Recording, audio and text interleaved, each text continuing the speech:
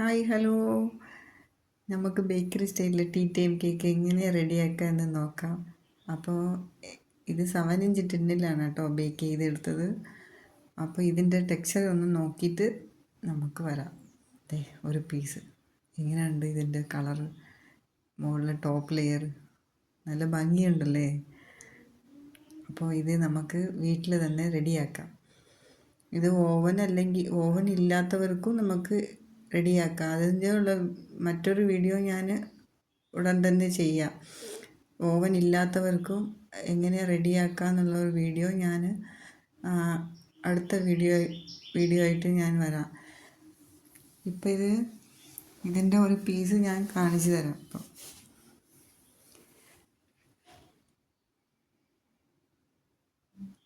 കണ്ട, air bubbles ഒന്നുമില്ല.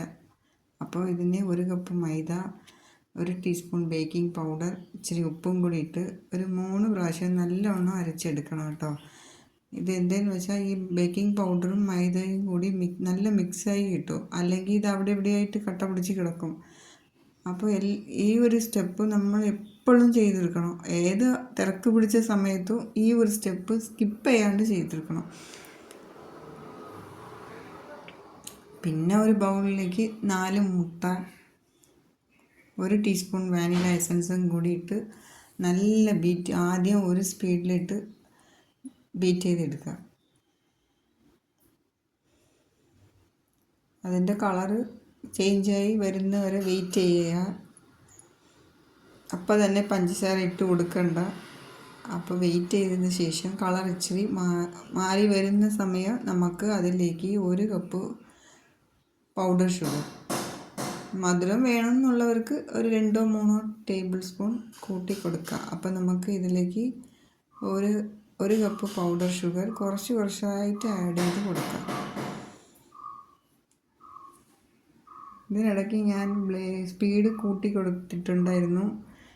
2nd സ്പീഡിൽ നിന്ന് ഇപ്പോൾ 3rd സ്പീഡിലേക്ക് മാറ്റിയിട്ടുണ്ട്.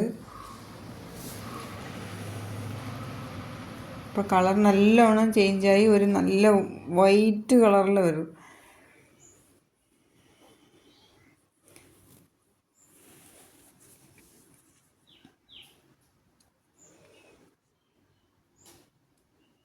അപ്പോൾ ഈ സമയം നമുക്ക് ഒരു 2 ടേബിൾ സ്പൂൺ റിഫൈൻഡ് ഓയിൽ ഒഴിച്ചു കൊടുക്കാം.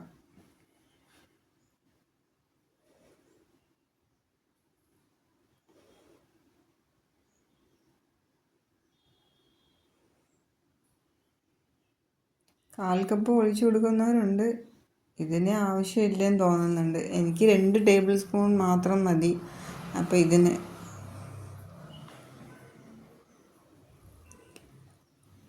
പിന്നെ ബീറ്റർ വേണ്ട, നമുക്ക് വിസ്കോ അല്ലെങ്കിൽ സ്പാച്ചിലയോ അതിൻ്റെ സപ്പോർട്ട് കൊണ്ട് നമുക്ക് നല്ല ഈ പൊടിയും ഒരു 1/4 കപ്പ് പാലും കൂടി, ഞാൻ ബേക്കിംഗ് സോഡ ഒന്നും ആഡ് ചെയ്തിട്ടില്ല.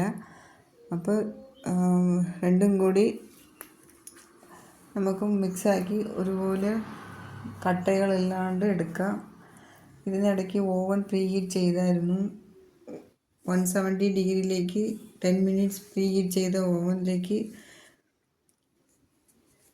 170 ഡിഗ്രിയിലേക്ക് 40 മിനിറ്റ്സിൻ്റെ ആവശ്യം ഉണ്ടായിരുന്നു. ഞാൻ യൂസ് ചെയ്തിട്ടുള്ളത് 7-ഇഞ്ച് ടിന്നാണ് കേട്ടോ. അപ്പോൾ കേക്കിന് നല്ല ഹൈറ്റ് കിട്ടും. അപ്പം ബട്ടർ പേപ്പറൊക്കെ റെഡിയാക്കി നേരത്തെ വെച്ചിട്ടുണ്ടായിരുന്നു. അതിലേക്ക് ബാറ്റർ ഒഴിച്ചു കൊടുക്കാം.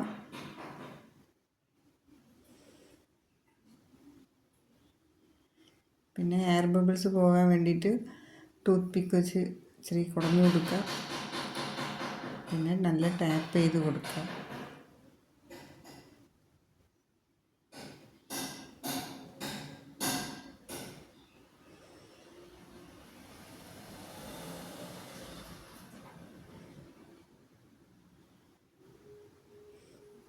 ബേക്ക് ചെയ്ത് കഴിഞ്ഞു. ബേക്ക് ചെയ്യാൻ വെച്ചിട്ടുണ്ടായിരുന്നു. പിന്നെ കേക്കിന് പുറത്തേക്ക് എടുത്ത് നല്ല സെറ്റായിട്ടുണ്ട്.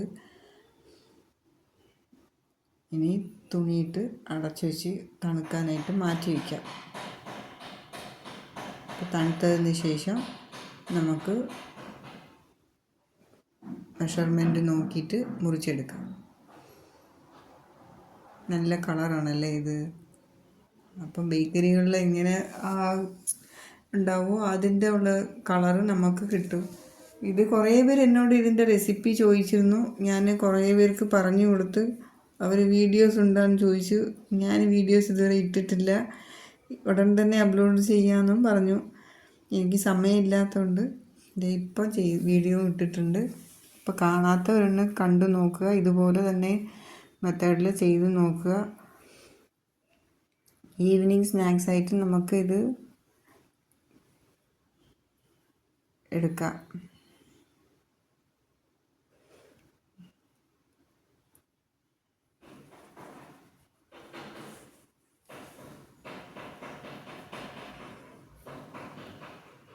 അപ്പോൾ ഇതിൻ്റെ മെഷർമെൻറ്റ്സൊക്കെ ഞാൻ ഡിസ്ക്രിപ്ഷൻ ബോക്സിൽ കൊടുക്കുന്നുണ്ട്. അപ്പോൾ ട്രൈ ചെയ്ത് നോക്കുക. അങ്ങനെ തന്നെ എൻ്റെ ചാനൽ ഒന്ന് സബ്സ്ക്രൈബ് ചെയ്യുക, സപ്പോർട്ട് ചെയ്യുക, ഷെയർ ചെയ്യുക.